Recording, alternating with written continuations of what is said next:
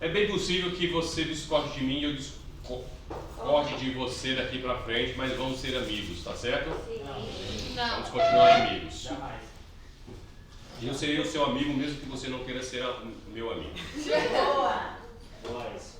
Que bom. Porque dois só brigam, um só briga quando dois querem. Quando um não quer, dois não brigam. Quando um não quer, dois não brigam. Então, pode ser que a gente vá discordar daqui para frente. Ixi. Vamos estar sendo gravado. Discordar é bom. Discordar é bom. Não tem acordo. Não pode brigar. O Antigo Testamento não fala da existência de Satanás e seus demônios, ou praticamente não fala. O Antigo Testamento praticamente não fala da existência de Satanás e seus demônios. Mas, Ranieri, a gente viu aquelas passagens, tarará, tarará. São passagens que fazem alusão, ou que a gente tira inferências, não é? Não são referências, mas a gente faz uma inferência à origem de Satanás por meio daquelas passagens bíblicas. A gente tem algumas passagens que a gente pode dizer, mas são muito poucas. Gênesis no Jardim do Éden. Jó, que é o livro mais antigo da Bíblia. E quais? Daniel fala que o anjo foi lá e lutou. Mas são quantos livros do Antigo Testamento? Quantos livros do Antigo Testamento?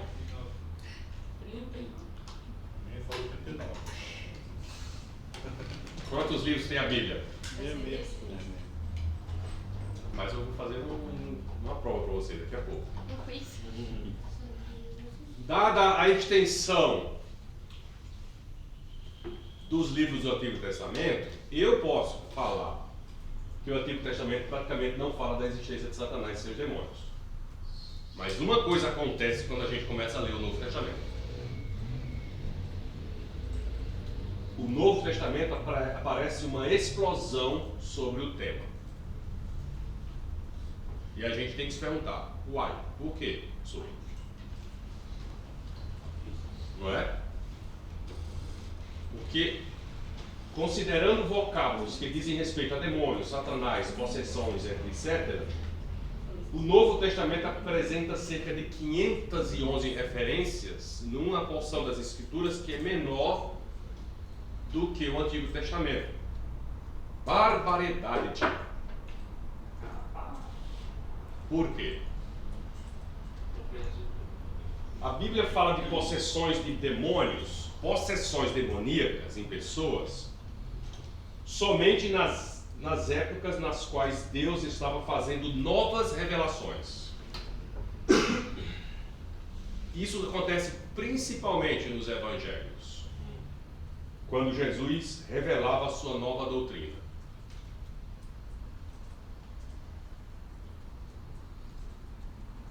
Quando Cristo demonstrava seu poder sobre enfermidades, morte física e demônios, as pessoas corretamente interpretavam o seu poder como sinal de uma nova revelação. Marcos, capítulo 1, versículo 26 e 27. Marcos, capítulo 1, versículo 26 e 27.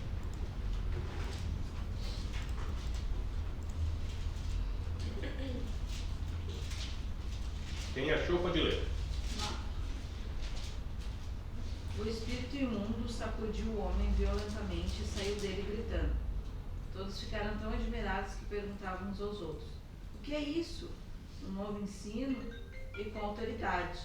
Até os espíritos imundos ele dá ordens e eles lhe obedecem. Não é curioso eles relacionarem o fato de Jesus ter expulsado esse espírito imundo com um novo ensino? Não é? Curioso, não é? Você não olha um culto evangélico, alguém expulsando demônios e diz, nossa, que novo ensino é esse? Você pensa no show. Então, como explicar essa desproporção entre o Antigo Testamento e o Novo Testamento da ocorrência desses fenômenos? Vamos parar para considerar isso, porque é muito desproporcional. No início da história da salvação, Deus estabelece com Abraão uma aliança e pede que não haja outros deuses além dele. Correto? Êxodo 20, versículo 3. Eu acho que é versículo 3. Eu pus uma vírgula ali, agora fiquei confuso. É isso mesmo. Pode ler? Não terás outros deuses além de mim. Depois ensina ao povo de Israel que não existem outros deuses além dele, o grande e poderoso Senhor.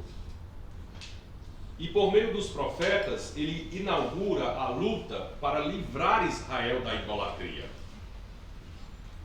Então, no Velho Testamento,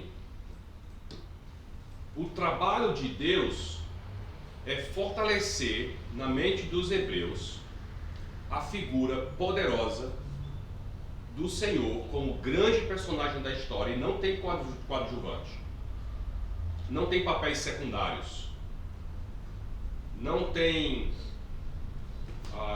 figurantes na cena. Eles precisavam disso. Eles estavam saindo de um mundo totalmente idólatra. Quando o povo de Israel aceitou Deus como Criador, é que aparecem as primeiras referências ao diabo e aos demônios. Isso se deu na época dos escritos sapienciais.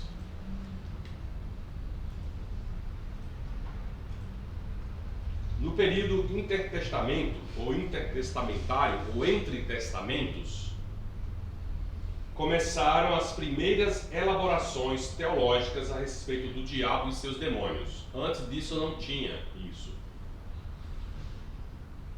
Não se teve escritos canônicos, mas temos escritos apócrifos, tais como os manuscritos de Qumran e primeiro Enoque, que a gente viu aquela coisa dos anjos, lembra? Que a gente leu o primeiro Enoque, que tem aquelas 7 categorias de anjos. Isso é durante o período entre os testamentos, em que Deus disse que não iria falar, período de silêncio. E outros relatos da apocalíptica judaica. Quando Jesus veio ao mundo, nem todo o povo de Israel cria na existência de Satanás. Era a coisa do meio. Lembra que eu falei para vocês sobre a diferença de crença entre os saduceus e quem? E os fariseus? O que cria ou não cria os saduceus? Na ressurreição. Na ressurreição. E no que mais? O espírito, Ser humano é físico. Isso, exato. Já os fariseus criam. Então não era unânime a crença sobre isso.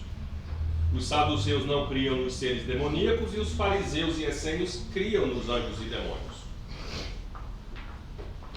A existência dos demônios foi aceita pelos judeus em geral, que a gente pode dizer assim, mesmo que a gente esteja dizendo que algum grupo não. Mas a maioria dos grupos herodianos é difícil saber o que eles acreditavam. Essênios a gente sabe. Fariseus a gente sabe. Zelotes a gente tem uma noção, que é mais ou menos parecido com os fariseus. Só quem destoava nesse assunto eram os saduceus. Lucas 4:36.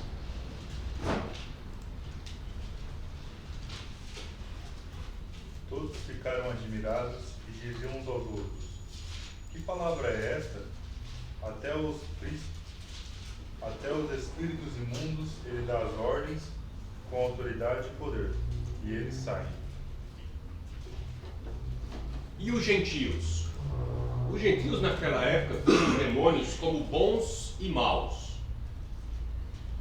Bons ou maus? para serem temidos e ao mesmo tempo adorados, porque era uma mistura na cabeça deles. A gente tem aquele panteão dos deuses helênicos, que ora é bom e ora é mal. Ora eles temiam, ora eram adorados. Os gregos viam os demônios como espíritos de pessoas mortas, inclusive. Em Atenas, eles foram considerados adoradores de demônios através de ídolos. Alguém pode ler Atos 17, versículo 6?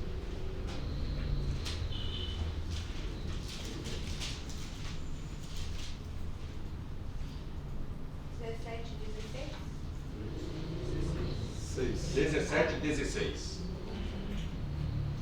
Enquanto esperavam por eles em Atenas, Paulo ficou profundamente indignado ao ver que a cidade estava cheia de ídolos. E o 18? Alguns filósofos epicureus e estoicos começaram a discutir com ele. Alguns perguntavam: o que estava tentando dizer a esse tagarela? Outros diziam: parece que ele está anunciando deuses estrangeiros, pois Paulo estava pregando as boas novas a respeito de Jesus e da ressurreição. Parece que ele está pregando deuses estrangeiros. Em grego, na versão original, está daimonion. Nesse texto aqui, quando eles estão falando, parece que eles estão pregando daimonion. Ou seja, na crença deles não é o demônio em si, para os gregos, mas era essa ideia de um ser inferior a Deus e superior aos homens. Um ser espiritual inferior a Deus, mas superior aos homens, quando eles falavam essa palavra. Como Hércules. Como Hércules, um semideus, uma divindade. Então, daimonion, que pode ser para o bem ou pode ser para o mal. Como está hablando de Jesús, que es una figura humana, Uhum. la mente griega a lo mejor hacía eco esa figura de Jesús. Capítulo 17, versículo 22. Então Paulo levantou-se na reunião do Areópago e disse: Atenienses, vejo que em todos os aspectos vocês são muito religiosos. E religiosos, essa expressão traduzida dessa maneira, vem do original em grego, desidamonesteros. Vocês são muito desidamonesteros, religiosos ou supersticiosos. Mas o que está dentro dessa palavra aqui? Essa ideia do radical daimonium. Não é? Esses adoradores desses seres inferiores a Deus e superiores aos homens. A visão deles. Então, gentios e judeus acreditaram que as forças atrás dos ídolos eram os daimônios. O Novo Testamento, quando se refere ao diabo, o que faz sempre é no sentido soteriológico. O que é soteriológico? A gente estudou?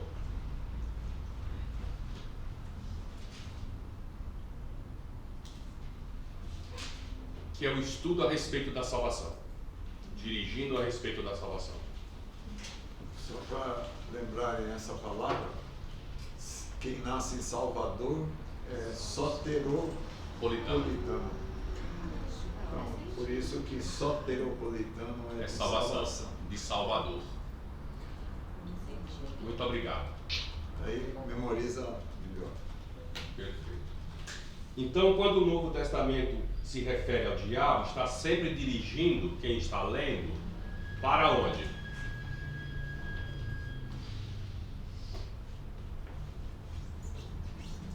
Salvador. O Salvador. Não é dirigindo para saber mais sobre o demônio, ou dando ênfase ao demônio, ou ampliando o conhecimento sobre o demônio. Ele está o fazendo para revelar mais, engrandecer, glorificar o Salvador, tornar mais conhecida a pessoa dele, do Salvador. Por isso que quando eles viam Jesus realizando coisas como expulsão de demônios, eles diziam: que novo ensino é esse que ele está trazendo? Porque estavam sendo conhecidos o quê? a mensagem de salvação. Não existem grandes explicações acerca da natureza demoníaca ali no Novo Testamento. Os detalhes estão entre as coisas encobertas. Lembra Deuteronômio 29:9? Esses são os detalhes. O diabo e demônios são diferentes?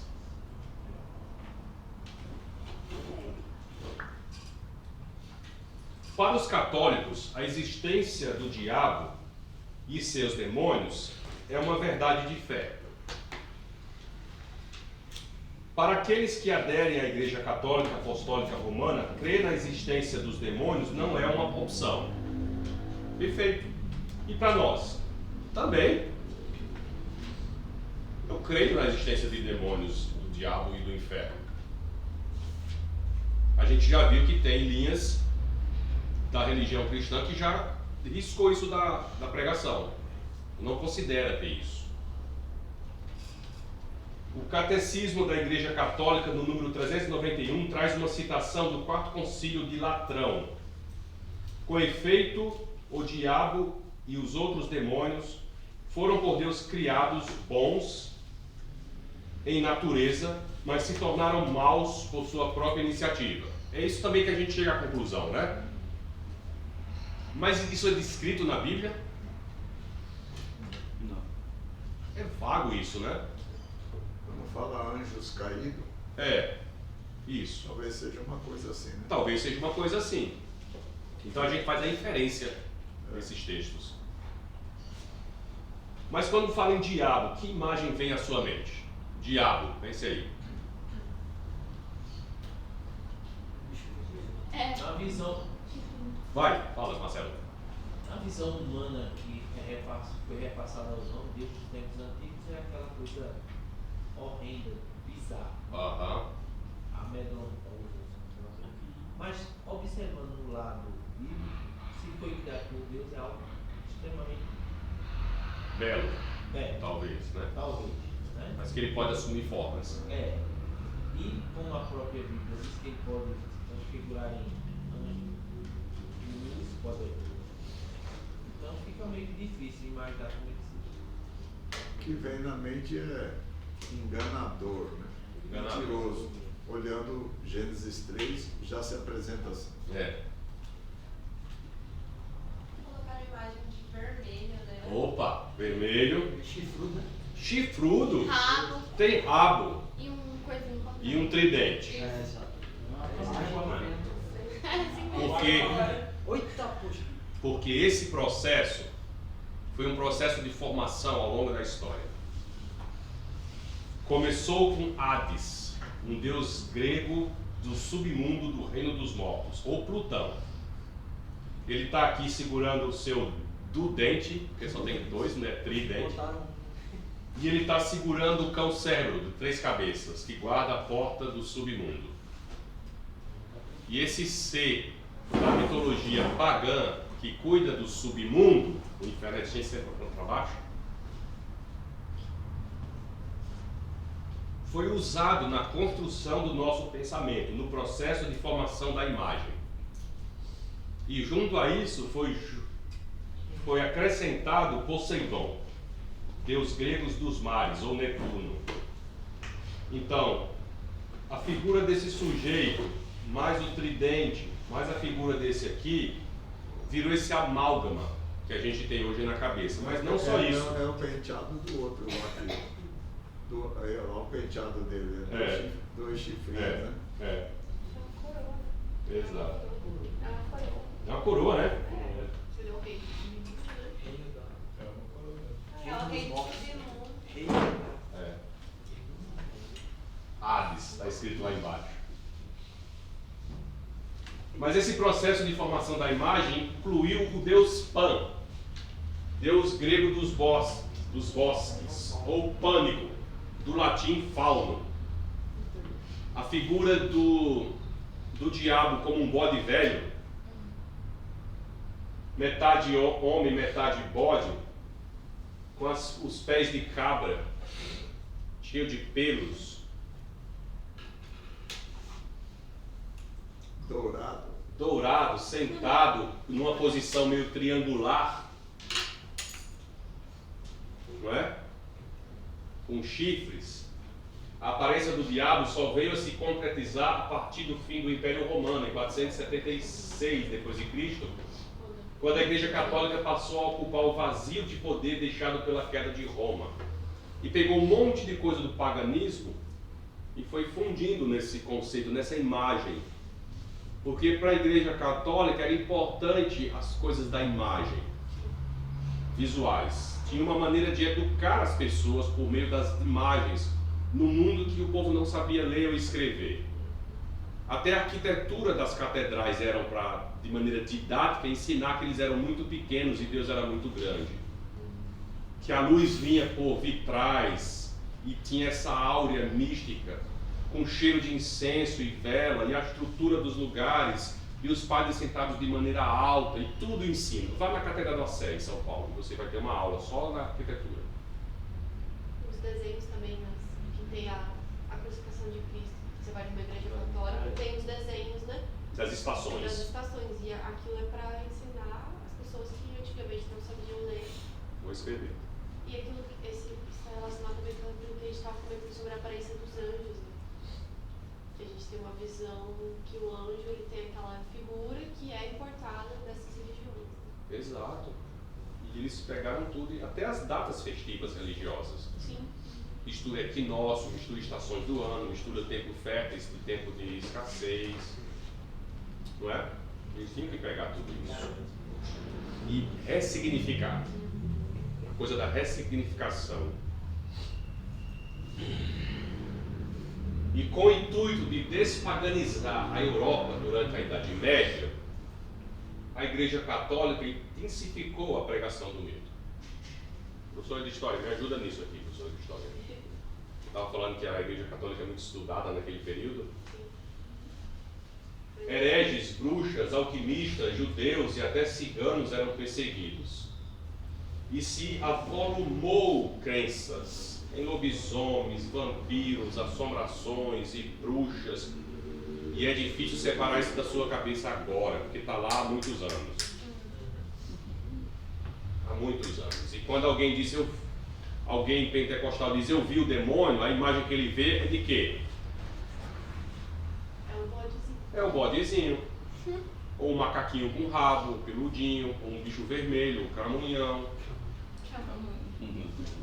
O infeliz das costas ocas, o tinhoso. É porque essa coisa de se paganizar, porque como os pagãos eles tinham muitas crenças em animais ou seres que Zoomorfismo, né? zoomorfismo, essas coisas. E aí isso ia contra os princípios da Bíblia do católico. Né? Então criou-se esse medo, colocando que todas essas criaturas eram perigosas ou ruins por conta da dominação religiosa da época. Né? Exato. Aí entra um pouco dessa questão, né, que a gente falou de intolerância religiosa. Exato. Com a descoberta, pelo amor de Deus, das Américas, duas visões se destacaram. A primeira é que o novo mundo era o paraíso perdido. Todo mundo é santo, inocente e puro. E a última chance de salvação da humanidade, encontrando nestes lugares pessoas que andam peladas, como no paraíso do Éden.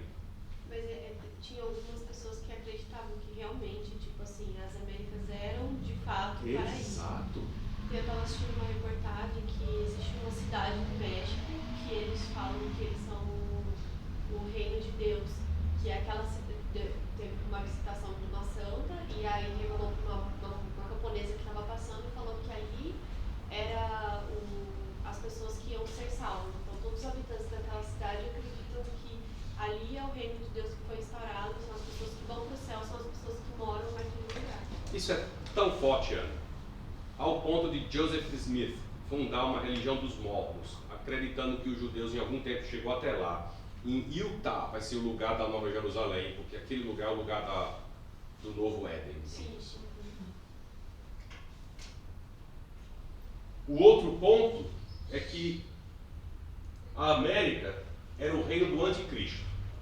E o diabo dominava os índios, que não tinham alma.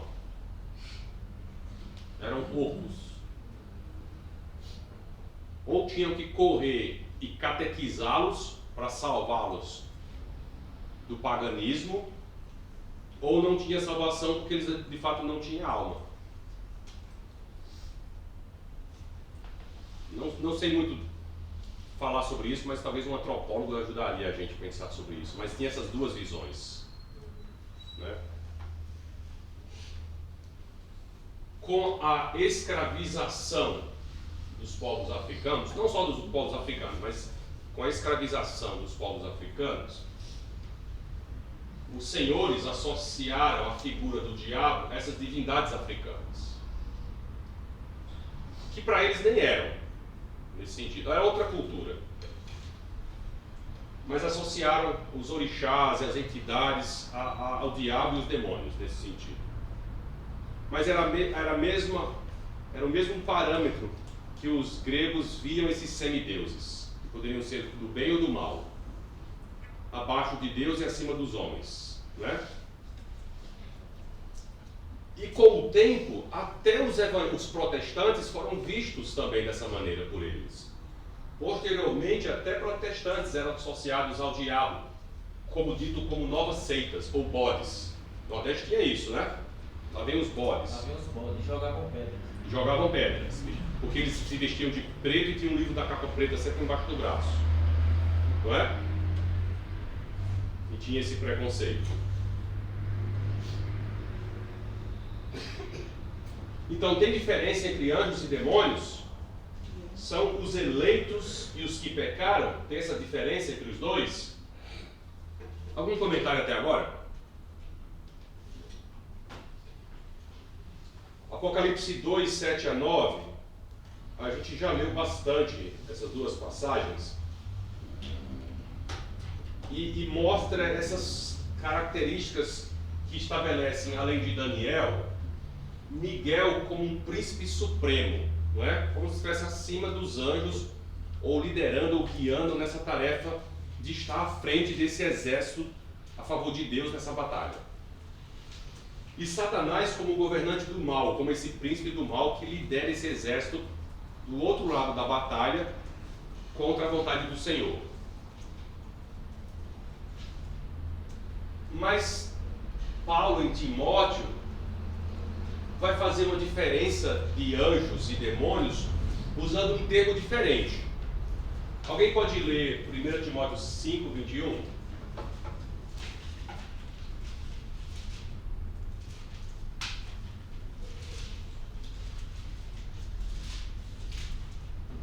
Eu exorto solenemente, diante de Deus, de Cristo Jesus e dos anjos eleitos, a que procure observar essas instruções sem parcialidade, e não faça nada por favoritismo.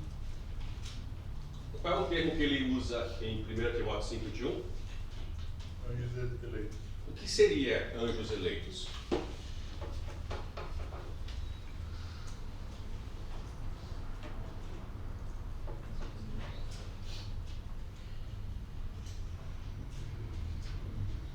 Os do bem ou os do mal? Os do bem, não é? Os do bem. 2 Pedro 2,4. Pois Deus não poupou os anjos que pecaram, mas os lançou no inferno, prendendo-os em abismos tenebrosos, a fim de serem reservados para o juízo. E nessa separação que a gente está usando agora como anjos e demônios, Pedro usa que descrição? Anjos que pecaram. E anjos que não pecaram faz parte do outro grupo. E anjos que pecaram são quais? Demônios, né? Satanás. Judas 6.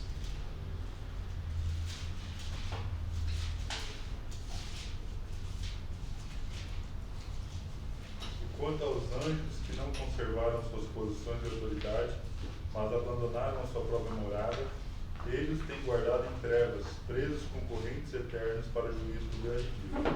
Aí já tem um outro termo, Ele descreve como, Pedro, aí?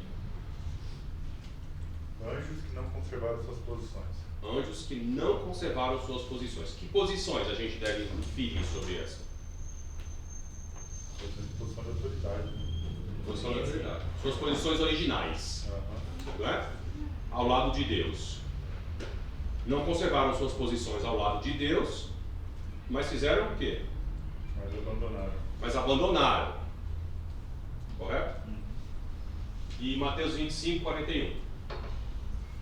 Então ele dirá aos que estiverem à sua esquerda: malditos, afastem-se de mim para o fogo eterno, preparado para o diabo e seus anjos. Diabo e seus? Anjos. Mas é os anjos que a gente conhece? Não. Não. Nem quero você. Também não. Então a gente tem duas classes, anjo bom e anjo mau. Cuidado. Na literatura denominacional tem anjo mau, mas a Bíblia não usa anjo mau, nem anjo bom. São indicativos para alguns como os nefilins, mais comumente conhecidos como híbridos, que eles vão considerar assim. Aqueles que tiveram relações com mulheres e tal. Alguns até especulam-se que tenha sumido após o dilúvio, mas não é isso que a Bíblia está tratando. No Antigo Testamento há referências aos demônios sobre os nomes de Sair. Levítico 17, 7, 2 Crônicas 11, 15, Isbed, Deuteronômio 32, 17 e Salmo 106, versículo 37. Mas essas palavras a gente consegue encontrar na João Ferreira Almeida Corrigida, Viva e Nova Tradução Linguagem de hoje. Que algumas traduções elas trazem diferença. Alguém pode ler Salmo 106, versículo 37, talvez na NVI? E alguém que tiver linguagem de hoje também?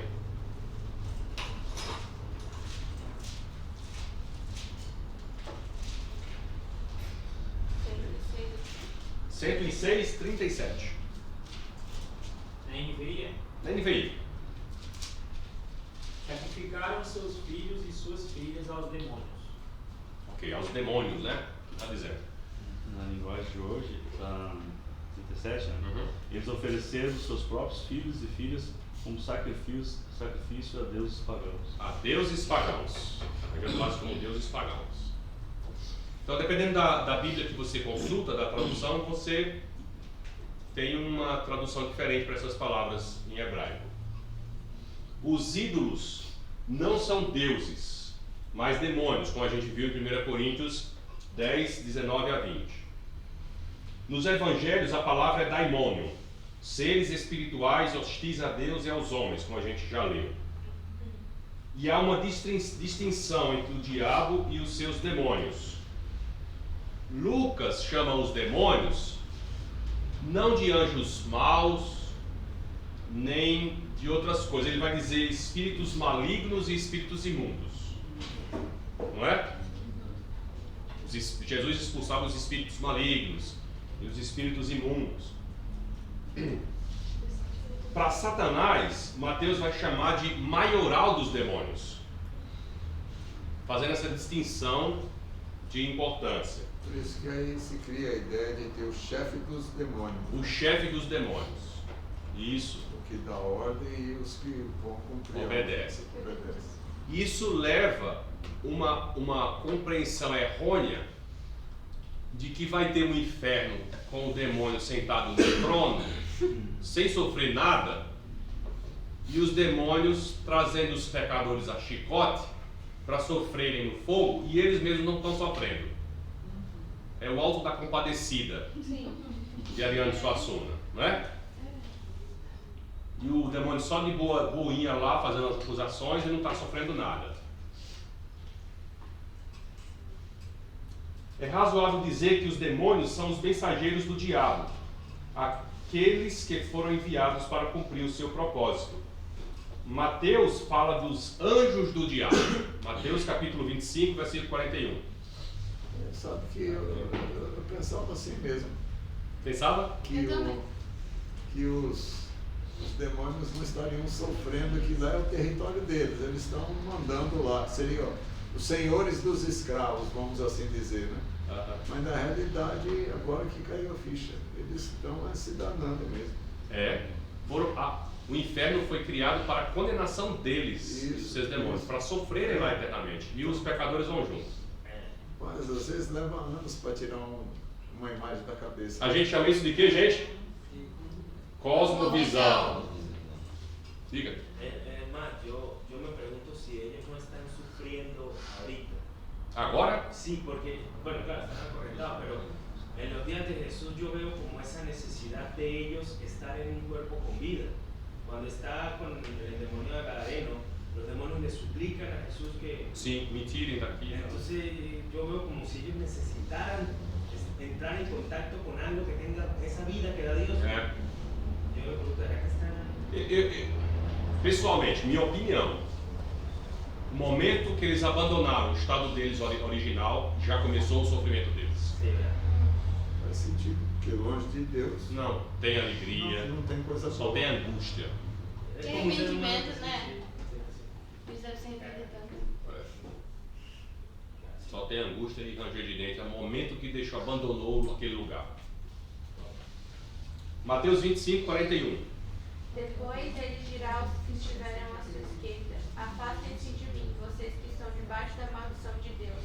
Vão para o fogo eterno, preparado para o diabo e seus anjos. O inferno está preparado para quem? Para puni-los. O diabo e os anjos do diabo, para punição. E aqueles que não estão com Cristo vão também ser jogados nesse lugar de condenação eterna.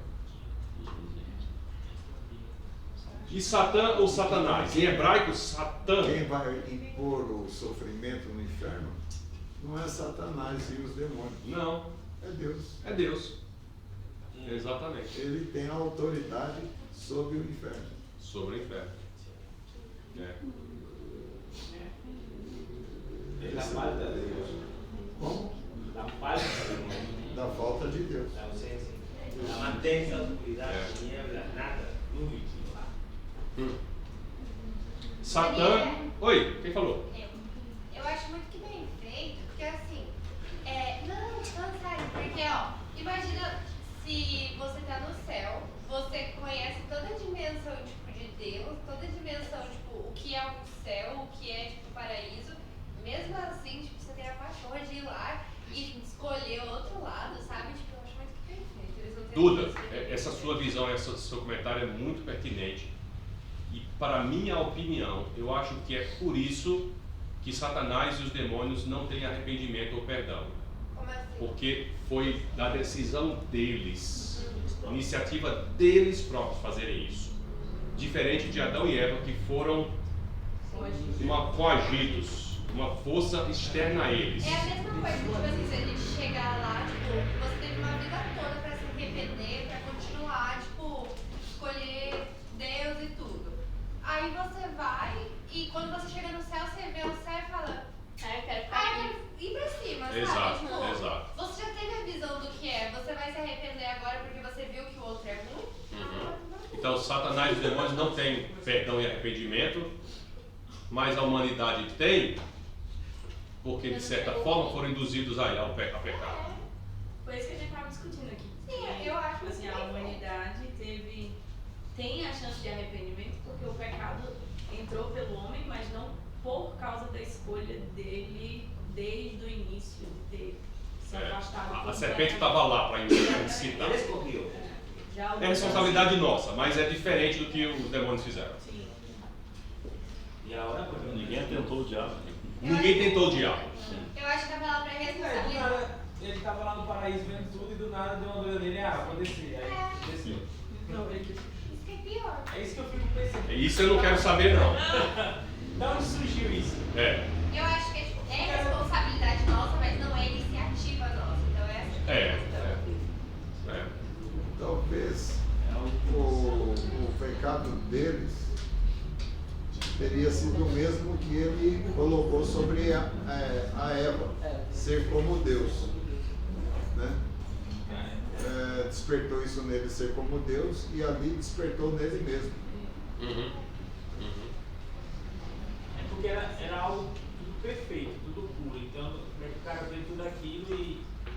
nada assim de um pensamento aleatório e ele peca, entendeu? Mas eu acho que é isso mesmo, é ele olhar para Deus e falar, cara, eu queria ser como ele. E você não consegue ser. Em hebraico, Satã, em grego, Satã ou Satanás. Basicamente, essas duas palavras significam adversário. E é assim traduzida em Números 22, 22. Adversário. Adversário. Números 22, 22. Mas acendeu-se a ira de Deus quando ele foi, e o anjo do Senhor pôs-se no caminho para impedi-lo de prosseguir. Balaão ia montado em sua jumenta, e seus 2 servos o acompanhavam.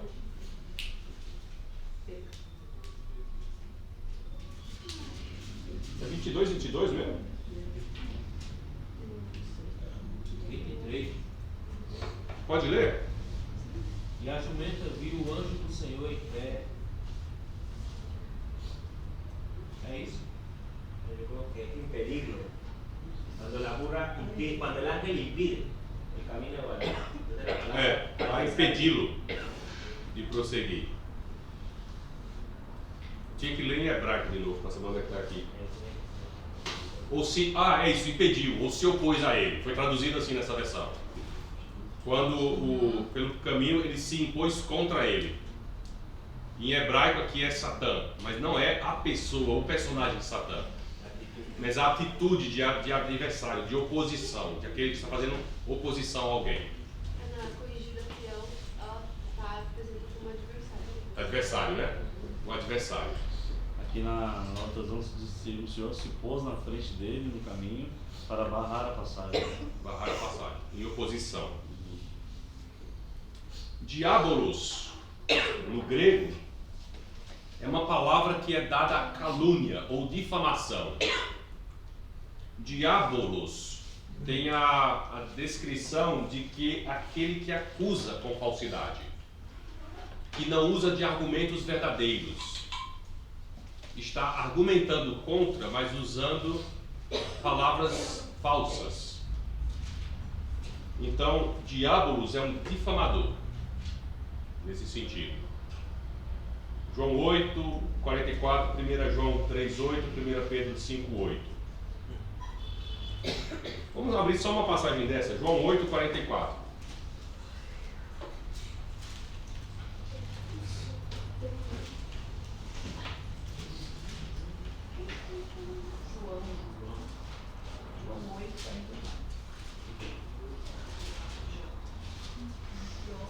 Vocês pertencem ao pai de vocês, o diabo, e querem realizar o desejo dele.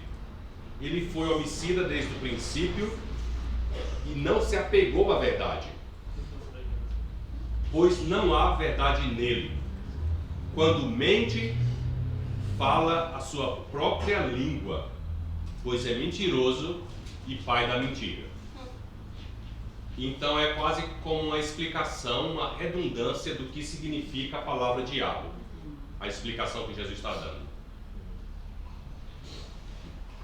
A outra palavra é Beelzebub. Beelzebub. Beelzebub. Beelzebub pode também vir do Baal-Zebub. Ou Beelzebub, que significa senhor da casa. Um senhor da casa. E quando é relacionado Beelzebub, em grego, nas escrituras, é sempre a indicação de que ele é o príncipe dos demônios, o chefe dos demônios. Marcos capítulo 3, versículo 22.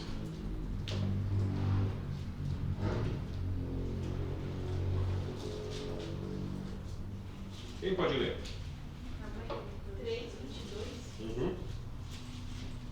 Alguns mestres da lei que tinham vindo de Jerusalém diziam: ele está dominado por Beelzebub, o chefe dos demônios. É Beelzebub que dá o poder a este homem para expulsar demônios. Isso é uma loucura, não?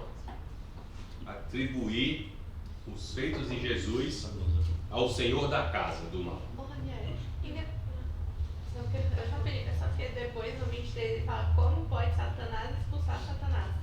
Exato. Que Satanás é o quê? A palavra? Beelzebub. Mas Satanás significa o quê? Adversário. Como pode um adversário expulsar o outro? Você falou expulsar ou insultar? Eu ia perguntar, por que ele usa Expulsar. Beelzebub e depois no 23 ele fala Satanás? Porque da primeira vez ele está usando na condução de que ele é o príncipe dos demônios. Ele está submisso a alguém que está mandando nele. Eu sou adversário. Jesus, na verdade, está sendo controlado por um chefe, pelo chefe da casa. E o chefe da casa, aquele que tem autoridade sobre Jesus, não era Deus. Para eles era o Beelzebub. E ele é o adversário. E aí quando Jesus vai responder para eles, usa a palavra Satanás. Ah, entendi. Porque ele está se referindo ao seu adversário. Exato. Entendeu? Quem usou Beelzebub não foi Jesus. Quem usou Beelzebub foram os mestres da lei. Mas na hora de retrucar, Jesus não usou Beelzebub. Usou como é que o meu adversário, eu estou ficando do lado do meu adversário.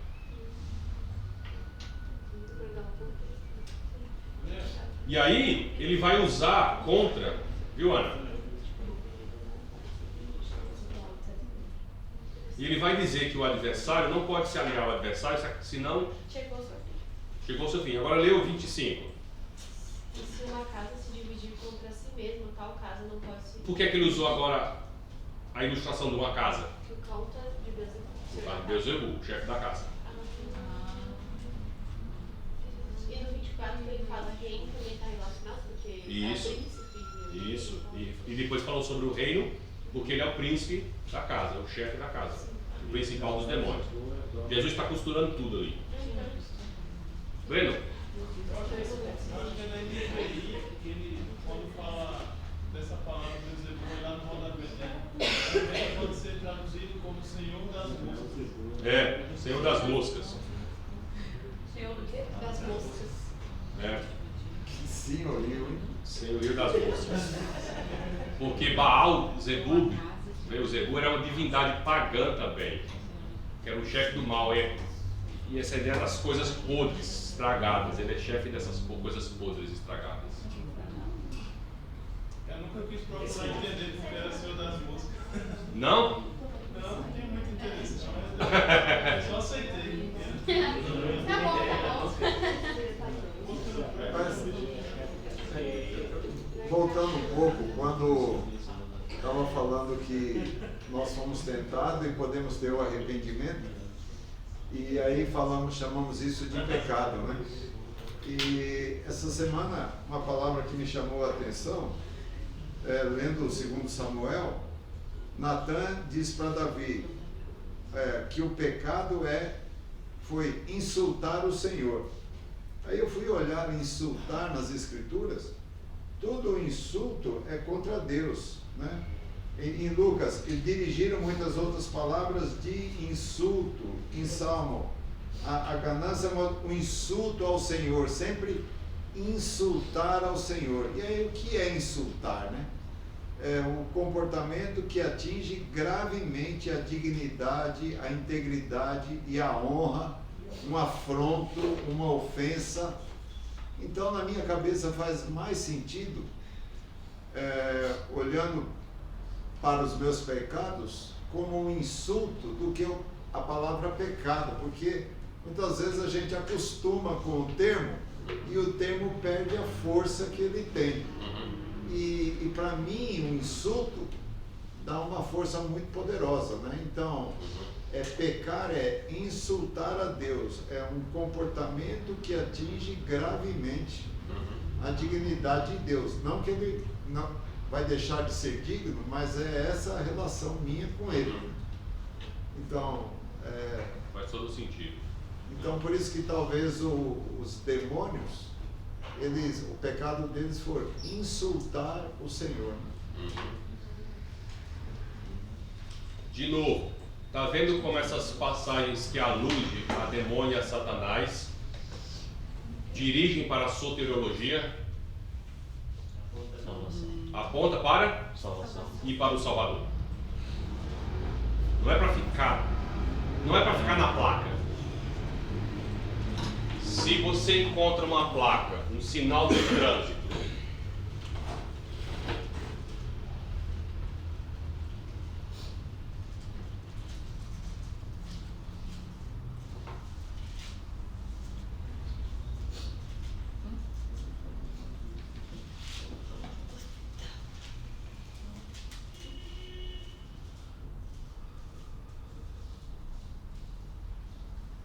você está doente, está dirigindo, precisando de um hospital. Chega na placa e tem lá, hospital a 500 metros. Você para aqui? Não. Você vai para onde? 500 metros.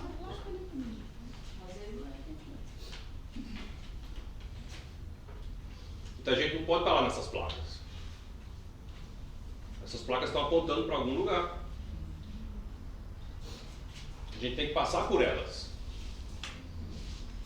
Assim como sinais, maravilhas e milagres.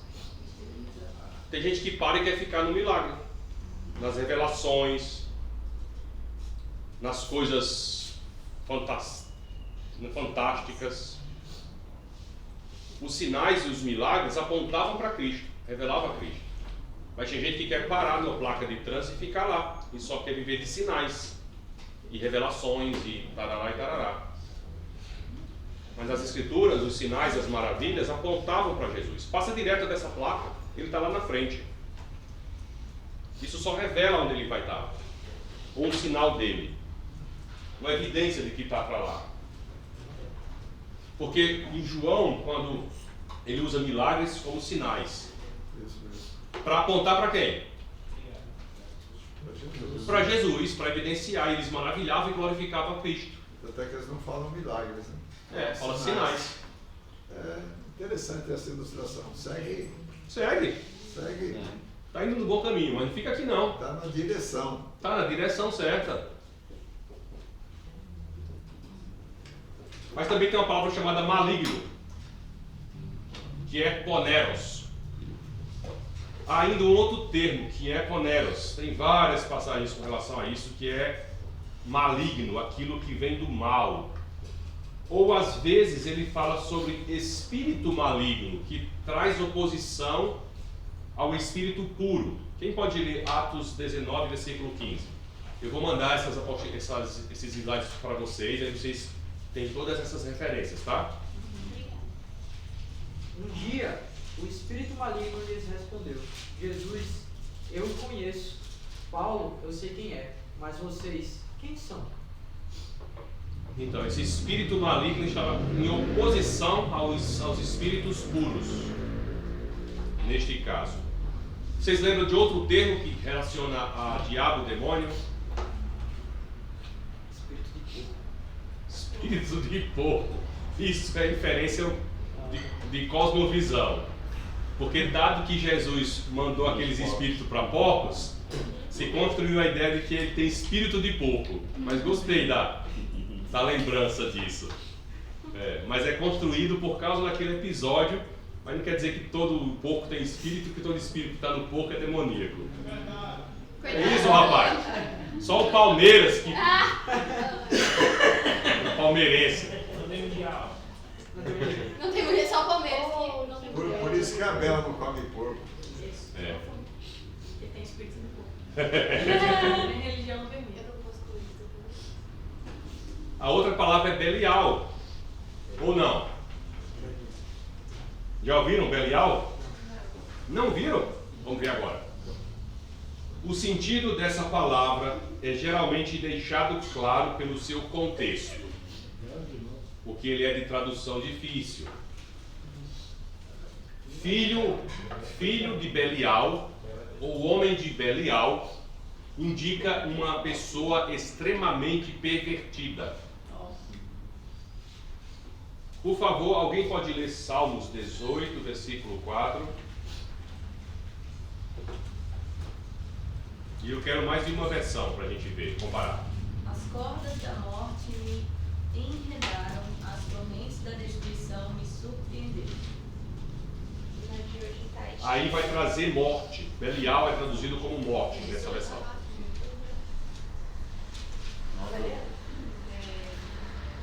Tristezas de morte me cercaram e torrentes de impiedade me assombraram. Traduzido como morte. As tristezas da morte me cercaram e as enchentes de homens ímpios me deixaram com medo. Homens ímpios. Estive cercado de perigos de morte e ondas de destruição rolaram sobre mim. Destruição. Então, às vezes, daí a tradução, o paralelo ao termo morte, daí a tradução perdição, dada em algumas versões. 2 Coríntios 6,15.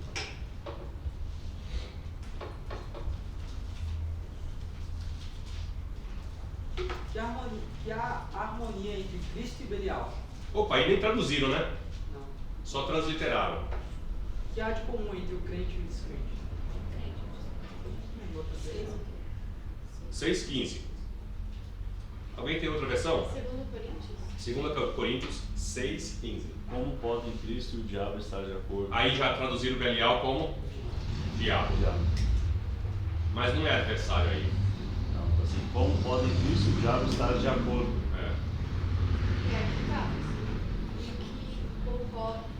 E que concórdia há entre Cristo e Belial? Ou que parte tem um fiel com um fiel? Maligno.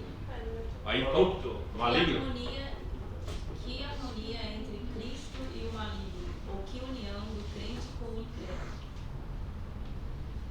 A derivação, todavia, é obscura, que pode ser Belial, pode ser alguma coisa sem proveito, o que lhe dá o sentido de inutilidade, o que leva uma pessoa a ficar extremamente pervertida, ou considerar coisas que são totalmente inúteis, mas a um ponto severo. Mas tem muitas outras expressões. Príncipe deste mundo. Quem é o príncipe deste mundo? Satanás, diabo, maligno. Príncipe da potestade do ar. Satanás, maligno. O tentador, que tenta desde o Éden. Satanás. O inimigo de Deus. O adversário. O enganador. O grande dragão. Mas tem outros termos também. Tem uma expressão chamada Leviatã. Leviatã é um monstro marinho. Talvez fosse um crocodilo. Talvez fosse um crocodilo. Foi considerado pela Igreja Católica durante a Idade Média como o demônio representante do quinto pecado, a inveja. Também sendo tratado como um dos 7 príncipes infernais. Leviatã.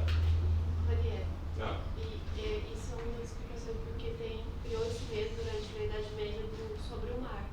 Porque durante as navegações e tal, quando eles passavam pelo mar e viam tipo baleias e esses tipos de animais, viam só a cauda e tal. E aí, como não sabia como que era o animal por inteiro, achava-se que era monstros malignos e demônios e tal. E isso criou esse medo, esse estigma em relação ao mar e que pudesse ter coisas ali. E aí tá ligado também com a ideia de terraplanismo, que quando estava para baixo da terra, eles estavam vendo, ali seriam de fato demônios. Né? Exato, exatamente.